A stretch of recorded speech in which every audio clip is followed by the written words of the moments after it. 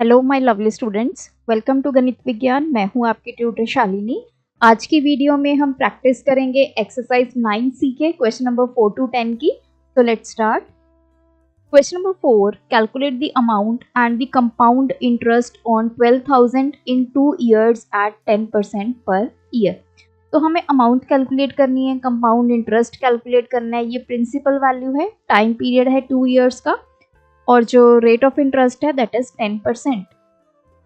अब देखिए, इसको दो मेथड से किया जा सकता है। या तो आप 1 by 1 ईयर बाय ईयर आप इंटरेस्ट कैलकुलेट करें, अमाउंट कैलकुलेट करें, या फिर डायरेक्ट आप फॉर्मूला लगा के भी इसको कर सकते हैं। तो एज वी नो, अमाउंट का फॉर्मूला क्या होता है? P into 1 plus R upon 100 raise to power N। N is the time period. तो मैं अमाउंट का फॉर्मूला यूज करूंगी। प्रिंसिपल वैल्यू कितनी है? 12,000। 1 plus R that is 10 upon 100 raise to power N कितना है? 2 years के लिए हमने कैलकुलेट करना है। तो ये आ गया 100 एलसीएम, 100 प्लस 10। चाहो तो आप यहाँ से 0 कैंसिल कर सकते हैं, इसका स्क्वायर। तो ये आ गया 110 अपॉन 100 का स्क्वायर, ये cancel. 12,000 into 11 by 10 into 11 by 10, तो ये कैंसिल हो गया। तो ये हो गया 120 इंटू 11 इंटू 11, 121। तो 12 से मल्टीप्लाई कर देते हैं। 2 4 2 1 2 1 14520। तो ये हमारी आ गई अमाउंट। अब हमने कंपाउंड इंटरेस्ट भी फाइंड करना है, that is equals to amount minus principal. 14520 minus principal कितना है? 12,000। तो ये आ गया 2520 rupees, 2520 rupees. Question number 5. Calculate the amount and the compound interest on 10,000 in 3 years at 8% per annum. तो हमें अमाउंट एंड कंपाउंड इंटरेस्ट को कैलकुलेट करना है। I will use the formula. Amount का formula P into 1 plus R upon 100 raise to power N। Principal value है 10,000, 1 plus R की value 8%, तो ये आ गया 3। तो नाउ अब हम इसको यहाँ पे सॉल्व करेंगे ताकि थोड़ी सी हमारी जो कैलकुलेशन है वो इजी हो जाए। तो 4 के टेबल पे कैंसिल हो जाएगा, 4 टू द 8, तो ये आ गया 4 5 का। तो 10,000 इंटू ये आ गया 1 प्लस 2 by 25 की पावर 3। 25 आपका एलसीएम आ गया, 25 प्लस 2 इस पूरे की पावर 3। तो that will B 10,000 into 27 by 25 की पावर 3। तो ये आ गया 27 by 25, 27 by 25 इंटू 27 by 25। तो 25 ये आ गया 400। नाउ 5 5 दा, ये आ गया 5, अगेन 5 1 दा 5 5 6। तो ये आ गया 16 इंटू 27 इंटू 27 इंटू 27 अपॉन 25। तो इसको मल्टीप्लाई कर लेते हैं। 27 इंटू 27 हमारे पास होता है 729। तो 729 को पहले 27 से मल्टीप्लाई कर लेते हैं। 7 9 दा 63, 14, ये आ गया 20, 49 इंटू 9 टू द 18, 2 to 4 5।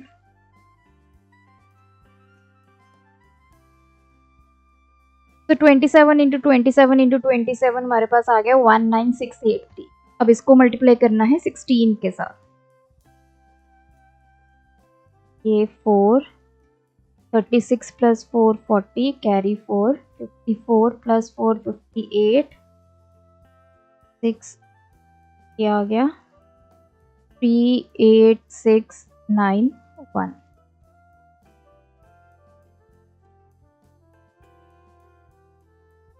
ये आ गया 14।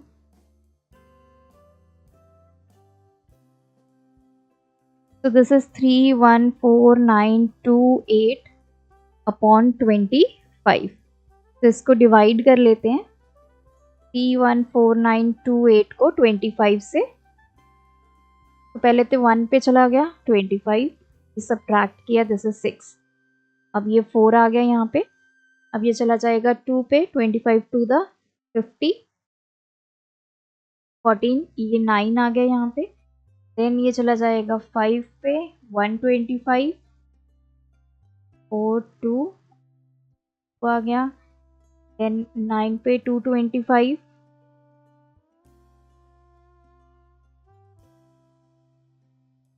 7 17 और यहाँ से आ गया 8। देन ये चला जाएगा 7 पे, दैट इज 175, ये आ गया 3, ये आ गया 30, 1 पे चला गया 25, ये आ गया 50, चला गया 2 पे 50। तो दिस इज 12597.12 रुपीज़, ये हमारे पास आ गया अमाउंट। अब हमने कंपाउंड इंटरेस्ट भी फाइंड करना है, that is amount minus principal. 12597.12 minus 10,000, 2597.12 rupees हमारा आ गया compound interest. Question number 6. Calculate the compound interest on 5,000 in 2 years if the rate of interest for successive years are 10%, 12%. अब यहाँ पे हमें जो रेट ऑफ इंटरेस्ट है वो अलग अलग गिवन है। जब हमें रेट ऑफ इंटरेस्ट अलग अलग गिवन हो तो हम फॉर्मूला को थोड़ा सा मॉडिफाई करेंगे। अब देखिए यहाँ पे अमाउंट को कैलकुलेट करने का फॉर्मूला क्या होगा, प्रिंसिपल 1 प्लस ये पहला रेट ऑफ इंटरेस्ट 1 साल का जो है, इंटू 1 प्लस R2/100। अगर आपको 3 रेट ऑफ इंटरेस्ट गिवन होते तो एक बार और आपने लिखना था 1 प्लस R3/100। अब हमने ऊपर टाइम नहीं देना क्योंकि ये फर्स्ट ईयर के लिए हो गया, ये सेकेंड ईयर के लिए हो गया। तो प्रिंसिपल वैल्यू 5000, 1 प्लस फर्स्ट जो रेट ऑफ इंटरेस्ट है दैट इज 10%, 10/100 इंटू 1 प्लस 12/100। तो ये आ गया 5000, 100 LCM 100 प्लस 10, यहाँ भी 100 LCM 100 प्लस 12, आ गया 110/100 इंटू 112/100। तो ये कैंसिल, 1 0 से ये कैंसिल, इससे ये कैंसिल। 5 इंटू 11 इंटू 112, ये तो हो गया 55। 112 को 55 से मल्टीप्लाई कर लेते हैं।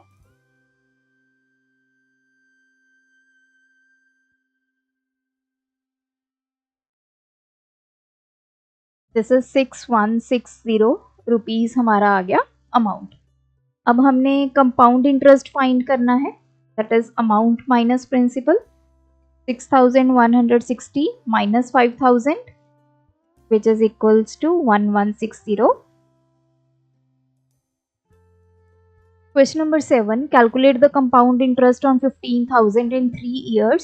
तो यहाँ पे हमारा रेट ऑफ इंटरेस्ट अलग अलग गिवन है, तो वही अप्रोच यूज करेंगे। अमाउंट का क्या फॉर्मूला बन जाएगा, principal 1 plus R1/100 into 1 plus R2/100 into 1 plus R3/100। तो principal value 15,000 into 1 plus R1 कितना है 6/100 इंटू 1 प्लस 8/100 इंटू 1 प्लस 10/100। तो 15,000, 100 LCM आ गया, 100 प्लस 6, यहाँ पे 100 LCM 100 plus 8, 100 LCM 100 plus 10. 15,000 into 106 by 100, 108 by 100, 110 by 100.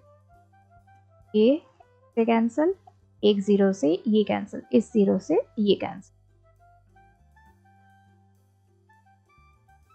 तो अब 5 के टेबल पे 5 3 दा, ये हो गया 20. 2 के टेबल पे इसको कैंसिल करेंगे, 2 10 दा, 2 5 दा 10, 2 3 दा. तो ये फर्दर कैंसिल हो जाएगा. 2 के टेबल पे 2 5 दा 5 4.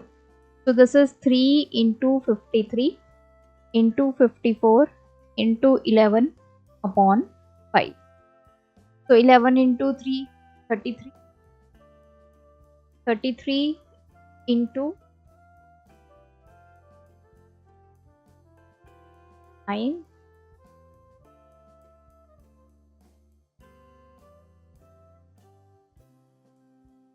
तो ये आ गया 1749.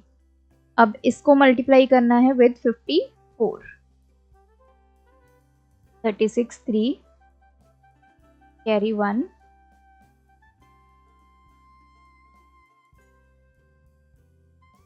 44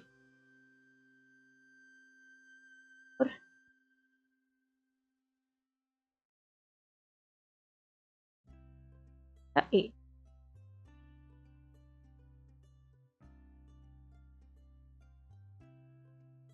So this is 94446 by 5. अब इसको डिवाइड कर लेते हैं. 5 1 दा 5.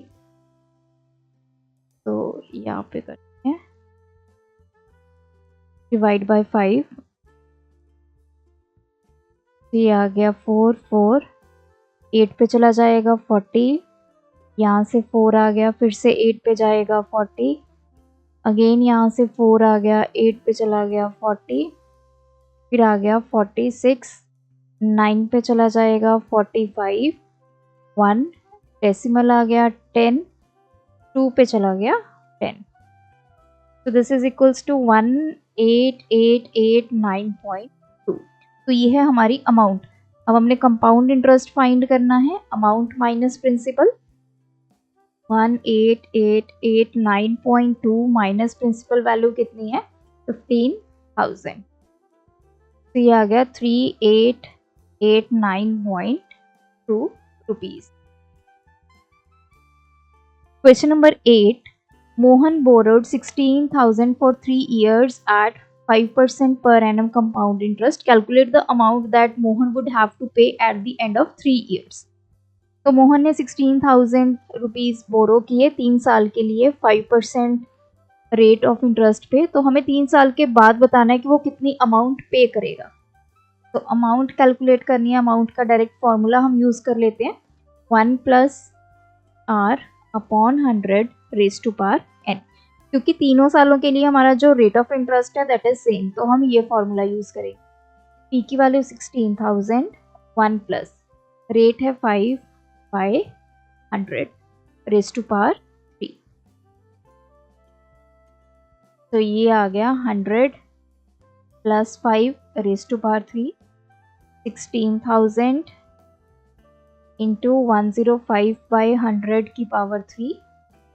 16,000 ये आ गया 105 upon 100 into 105 upon 100 into 105 upon 100.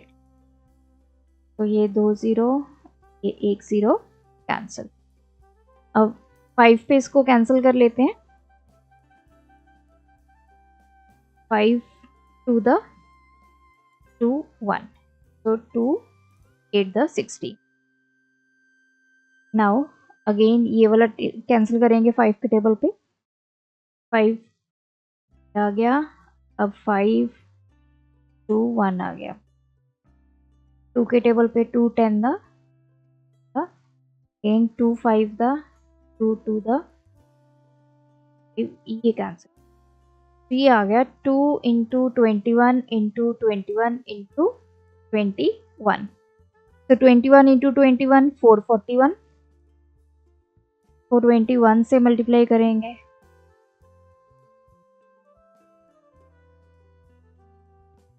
9261, इसको 2 से मल्टीप्लाई करेंगे, तो ये हमारे पास आ गया 18522 rupees. This is our amount 18,522। Question number 9, Rekha borrowed 40,000 for 3 years at 10% per annum compound interest. Calculate the interest paid by her for the second year.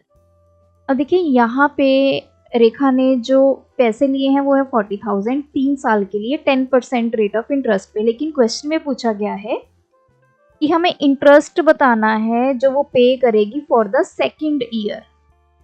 तो इसको हम करेंगे दूसरे मेथड से, जो नॉर्मल हम पहले एक्सरसाइज में हमने मेथड को यूज़ किया था। पहले हम फर्स्ट ईयर के लिए इंटरेस्ट कैलकुलेट,